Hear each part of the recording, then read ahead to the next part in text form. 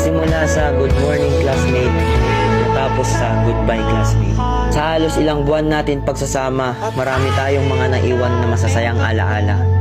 Tulad na lamang kung paano tayo nagkakilala at kung paano tayo nagturingang isang pamilya. Noong una, napuno ako sa takot at kaba kasi natatakot ako na baka ako'y kakaiba, lalo pat wala akong kakilala. Pero sa pagdaan ng ilang araw, unti-unti kong natatanaw na ang tayo ay nagkakaisa at naging isang pamilya.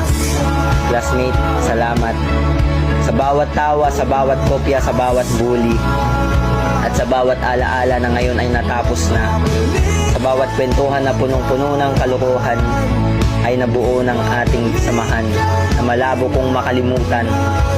Paalam sa mga nawalan ng ballpen, paalam sa mga papel na binigay natin na kahit ang totoo ayaw naman natin magbigay.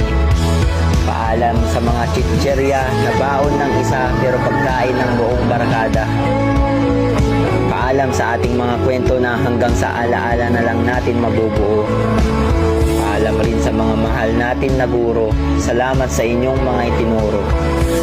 Paalam sa isang taon nating samahan na sa mga alaala na lang natin mababalikan. Hanggang sa muli, classmate.